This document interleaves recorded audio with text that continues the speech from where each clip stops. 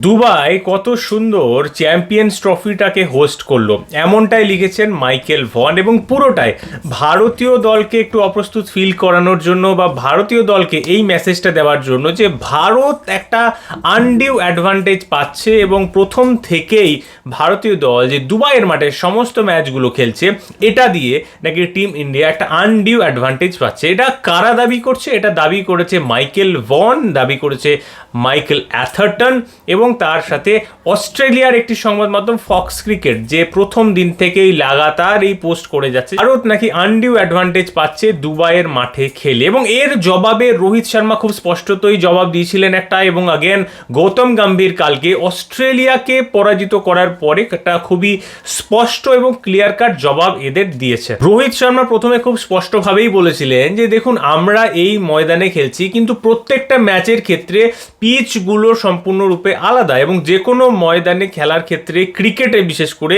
পিচটা হচ্ছে সবথেকে ইম্পর্টেন্ট জিনিস এবং প্রত্যেকটা ম্যাচে পিচ আলাদা ছিল। ইভেনচুয়ালি সেমিফাইনাল ম্যাচে অস্ট্রেলিয়ার সঙ্গে সেটাও একটা ফ্রেশ পিচের উপর হয় এবং ইভেনচুয়ালি দেখা যায় ওই পিচটার কন্ডিশন বাকি পিচগুলোর থেকে অনেক বেটার এবং ব্যাটিং কন্ডিশন অনেকটাই বেটার ছিল বাকি পিচগুলোর তুলনায়। অর্থাৎ ভারতীয় ক্যাপ্টেন রোহিত শর্মা তিনি এটা শিওর পর্যন্ত হতে পারছিলেন না যে টসে জিতে তিনি ব্যাটিং করবেন নাকি বোলিং, এবং সেই জন্য অস্ট্রেলিয়ার সঙ্গে টস হওয়ার পরে রোহিত শর্মা খুব স্পষ্টতই বলেন আমি এক্স্যাক্টলি বুঝতে পারছিলাম না যে এখানে টস জিতে ব্যাট করা উচিত না বল, এবং এরকম পরিস্থিতিতে আমি টসে হেরে গেছি, আমার কোনো চাপের ব্যাপার নেই কারণ আমি ব্যাট বল দুটোই যে কোনো একটা প্রথমে করার জন্য তৈরি ছিলাম, কারণ আমি জানিই না যে এখানে কোনটা করলে ভালো হতে পারে। অর্থাৎ এখানে তিনটে ম্যাচ খেলার পরেও ক্যাপ্টেন রোহিত শর্মা বুঝে উঠতে পারছেন না যে এখানে তিনি কি ডিসিশনটা নিলে বেটার হতে পারে, এবং সেই জায়গায় এটা বলা হচ্ছে ভারত নাকি আনডিউ অ্যাডভান্টেজ পাচ্ছে।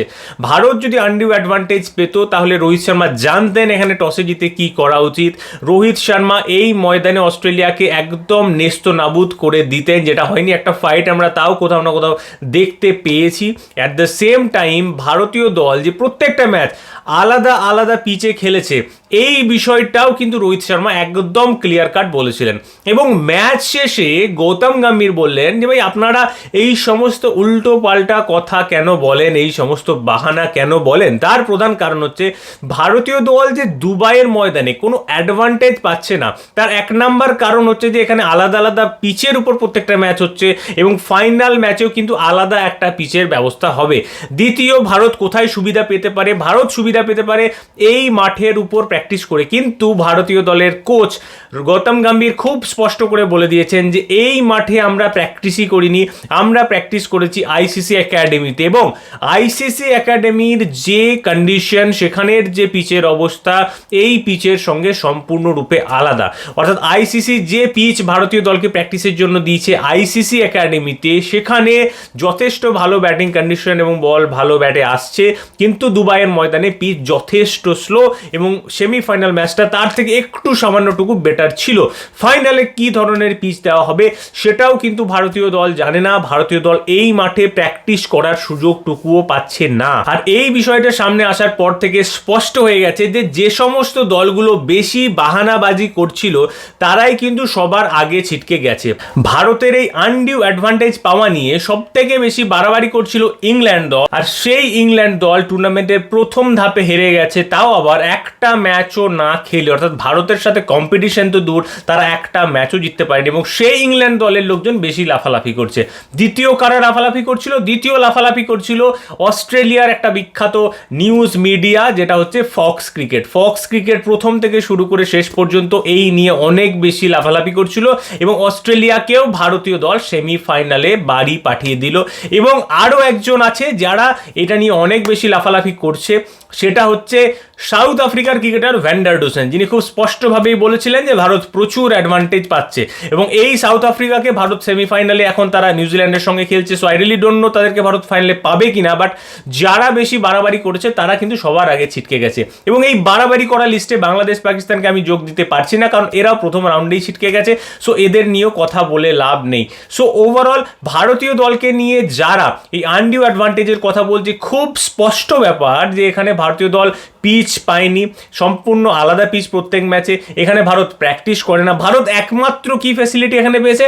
একটা হোটেলেই ভারত আছে, এই ফ্যাসিলিটিটা ভারতের পেয়েছে এবং এটা কোনোভাবেই কিন্তু ক্রিকেটীয় বিষয়ের সঙ্গে যুক্ত নয় যে ভারত কিছু অ্যাডভান্টেজ পেয়ে গেল। এটা একটা খুব বেসিক জিনিস। ভারত একটা হোটেলে আছে, অন্য হোটেলে তাদেরকে যাওয়া আসা করতে হচ্ছে না, এটা ছাড়া আর কোনো রকমের অ্যাডভান্টেজ কিন্তু ভারতীয় দলের নেই। এবং এই অ্যাডভান্টেজটাও কোনো ক্রিকেটীয় অ্যাডভান্টেজ নয়, এটা একটা খুব বেসিক জিনিস, এটার সঙ্গে ক্রিকেটের কোনো সম্পর্ক নেই। কাজেই আমার একদমই মনে হয় যে এই সমস্ত দলগুলো যারা বারংবার এই কথা বলে আসছে যে ভারত তাকে আনডিউ অ্যাডভান্টেজ পাচ্ছে, তাদের বেসিক্যালি নিজেদের খেলার উপর আরো ফোকাস করা উচিত, ইনস্টেড অফ দ্য ফ্যাক্ট কে ভারত কি করছে, ভারত কোথায় আছে, এই সমস্ত চিন্তা ভাবনা ছেড়ে নিজেদের দল কেমনভাবে পারফর্ম করছে সেটার উপর নজর দেওয়া উচিত। এবং অস্ট্রেলিয়া দল কোনোভাবেই এশিয়া মহাদেশের মধ্যে হওয়া এই সেমিফাইনালে জিততে পারে না। তার কারণ হচ্ছে এশিয়া মহাদেশের মধ্যে ম্যাচ জিততে গেলে, টুর্নামেন্টে চ্যাম্পিয়ন হতে গেলে তোমার কিন্তু ভালো স্পিনার চাই, এবং অস্ট্রেলিয়া দলে সেই ভালো স্পিনার নেই।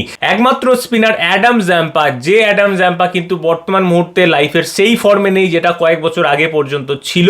এবং তার পাশাপাশি এখানে তানবীর সাঙ্গাকে নেওয়া হয়েছে, এখানে কুপার কনলিকে দিয়ে বোলিং করানো হয়েছে, যারা ভারতের স্পিন বোলিং ডিপার্টমেন্টের সামনে কোনোভাবেই কিন্তু দাঁড়ানোর জায়গা পায় না। এবং অ্যাট দ্য সেম টাইম আমরা যদি দেখি দক্ষিণ আফ্রিকাকেও যদি ভারত ফেস করে ফাইনাল ম্যাচে, সেই ক্ষেত্রেও কিন্তু দক্ষিণ আফ্রিকার কাছেও সেই লেভেলের স্পিনার নেই, তবে নিউজিল্যান্ডের কাছে ভালো স্পিনার রয়েছে। সো ওভারঅল যে দলের কাছে ভালো কোয়ালিটি ক্রিকেটার আছে তারাই টুর্নামেন্ট জিতবে, এটা খুব স্বাভাবিক। এবং এশিয়া মহাদেশের মধ্যে যদি আপনাকে টুর্নামেন্ট জিততে হয় সাবকন্টিনেন্টে, আপনার দলে ভালো স্পিনার থাকা দরকার। এবং সেটা না করে এই দলগুলো কিন্তু ভারতীয় দলের পিছনে পড়ছে, যার কারণে রোহিত শর্মা খুব ক্লিয়ার কাট বলেছিলেন এটা আমাদের হোম গ্রাউন্ড নয়, আমরা এখানে রেগুলার ম্যাচেস খেলি না। সো আমাদেরকে এই বিষয়গুলো বলা একদমই ফালতু। তার কারণ না আমরা পিচ দেখতে পাচ্ছি, না আমরা এই পিচে প্র্যাকটিস করছি, এবং প্রত্যেক ম্যাচে পিচ পাল্টে যাচ্ছে, প্রত্যেকটা ম্যাচে আলাদা আলাদা পিচে খেলা হচ্ছে। সো ওভারঅল ভারতীয় দলকে নিয়ে এখানে এই সমস্ত দলগুলো যে বাহানা অথবা বলতে পারেন যে আনডিউ অ্যাডভান্টেজের কথা বলছে, এটা সম্পূর্ণরূপে একটা গাজোয়ারি কথাবার্তা যে হ্যাঁ তারা হেরে গেছে এবং সেই কারণে এই সমস্ত বাহানাগুলো তৈরি করছে শুধুমাত্র ভারতীয় দলকে এখানে ডিফেম করার চেষ্টা। তাছাড়া এই দলগুলোর কিন্তু আর কোনো রকম লক্ষ্য এখানে নেই। আপনার কি মনে হয় ভারতীয় দল এখানে অ্যাডভান্টেজ পাচ্ছে? আমি যে বিষয়গুলো ডিসকাস করে দিলাম, একটা হোটেলে থাকা ছাড়া ভারতীয় দল এখানে আর কোনো রকম অ্যাডভান্টেজ পাচ্ছেন না, এই বিষয়টা নিয়ে আপনি কতটা একমত অবশ্যই কমেন্টে জানাবেন।